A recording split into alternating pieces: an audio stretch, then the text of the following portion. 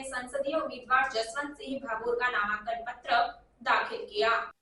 जैसे जैसे 2024 का आम लोकसभा चुनाव नजदीक आ रहा है, वैसे वैसे दाहोद जिले की लोकसभा सीट पर चुनाव की सरगर्मी शुरू हो गई है, जिसके तहत भारतीय जनता पार्टी ने विजय विश्वास रैली और विजय विश्वास सम्मेलन का आयोजन किया, जिसमें भव्य जन सैलाब उमड़ पड़ा और भारतीय जनता पार्टी दाहोद 19 लोकसभा प्रत्याशी जशवंत सिंह भाभोर का कमलम से नामांकन भरने के लिए कमलम में एकत्र हुए। दाहोद से भारतीय जनता पार्टी के जिला अध्यक्ष शंकर भाई राम सिंह भाई राठवा, मीडिया प्रभारी तरुण बारोट, प्रदेश मंत्री बचूभाई खाबड़, जिला पंचायत अध्यक्ष करण सिंह डामोर और संगठन के अन्य पदाधिकारी दाहोद जिला सेवा सदन पहुंचे और चुनाव अधिकारी योगेश निरगुड़े को फॉर्म सौंपा और नामांकन विधि पूर्ण की।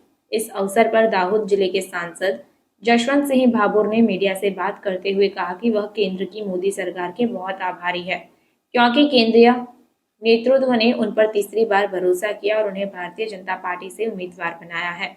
साथ ही आगे कहा कि मेरे दाहोद जिले के लोगों ने मुझे 2 बार सांसद बनाया और अपना आशीर्वाद दिया।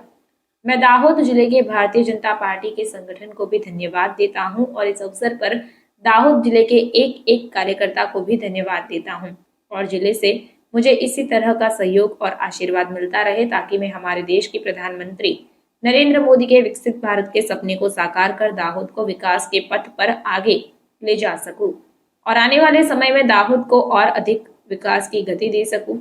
हम देश के प्रधानमंत्री नरेंद्र भाई मोदी के आभारी हैं, जिन्होंने जिले के विकास के लिए अब तक कुल 43,000 करोड़ रुपए खर्च किए हैं और दाहोद को विकास की राह पर आगे बढ़ाया। उठाइयो, थैंक यू, धन्यवाद। दाहोद लोकसभा બેઠક માટે આપ સૌના આશીર્વાદથી સતત ત્રીજી ટર્મ ફોર્મ ભરવાની તક મળી છે। વિકસિત ભારતના સંકલ્પને પૂર્ણ કરવા માટે ભારતીય જનતા પાર્ટીની મોદી સરકાર કટિબદ્ધ છે। આપ સૌએ પૂર્ણ વિશ્વાસ મૂક્યો તેને પરિપૂર્ણ કરવા માટે અમે સતત પ્રયાસ કરી રહ્યા છે। મને આજે કહેતા ગૌરવ છે કે 2014થી 2024 એ દાહોદ લોકસભા ક્ષેત્ર માટે આશીર્વાદરૂપ માનનીય પ્રધાનમંત્રી મોદી સાહેબે આ સમયગાળા દરમિયાન અમૃતકાળ સમાન આપણી લોકસભા ક્ષેત્રની અંદર અનેક વિકાસના કામો કર્યા છે।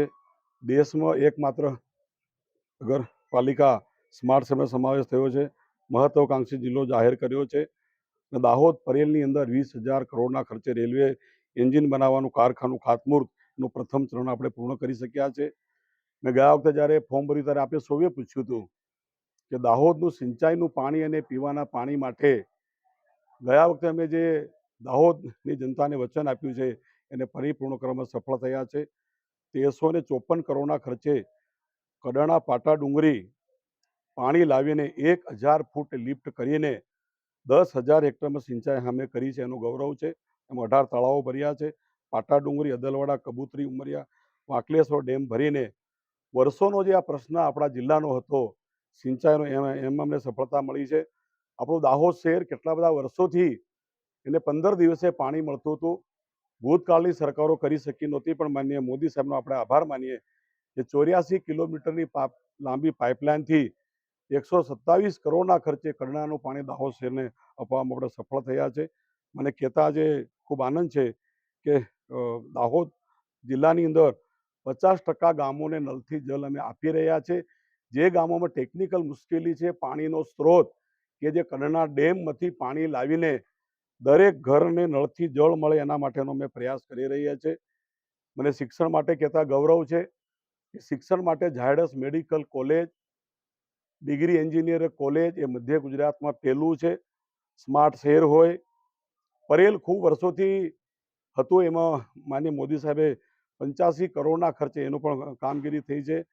દાહોદ જિલ્લો એ ફાટક મુક્ત જિલ્લો બનાવવાનું કામ માનનીય મોદી સાહેબે કર્યું છે।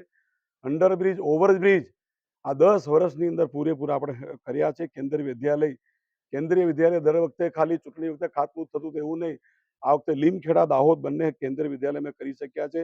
એકલવ્ય મોડલ સ્કૂલો, જ્યારે હું કેન્દ્ર સરકારનો મંત્રી હતો ત્યારે માનનીય મોદી સાહેબે ભારત દેશના દરેક તાલુકાની અંદર આદિવાસી વિસ્તારના દીકરા દીકરી મફત શિક્ષણ મળી શકે એના માટે દરેક તાલુકામાં એકલવ્ય મોડલ સ્કૂલો અમે કરી શક્યા છે। મને કહેતા દુઃખ થાય છે, ભૂતકાળમાં વિરોધ પક્ષની સરકારો ટાંડા ભવાની બ્રિજ બાકી તો અમે પૂર્ણ કર્યો છે, કાળા કોતર રાજસ્થાન બ્રિજ એ પણ અમે પરિપૂર્ણ કર્યો છે. મને કહેતા ગૌરવ છે કે છાપ તળાવના થકી રોજગારી મળી છે, ઝાયડસ કોલેજ થકી પણ આપણા લોકોને કામગીરી મળી છે. આજે મને કહેતા ગૌરવ છે કે માનનીય મોદી સાહેબે દાહોદને ખૂબ મોટું મહત્વ આપીને દાહોદની ઇન્દોર દાહોદ રેલ લાઇન માટે પહેલી વાર માનનીય મોદી સાહેબની સરકારે ફંડ આપીને દાહોદ ઇન્દોર રેલ લાઇન પરિપૂર્ણ કરવા માટે અમે લોકો પ્રયાસ કરી રહ્યા છે. આજે મને કહેતા ગૌરવ છે કે સંત્રોડથી અનાસ બધા જ રેલવે બ્રિજ આપણે પૂરા કર્યા છે.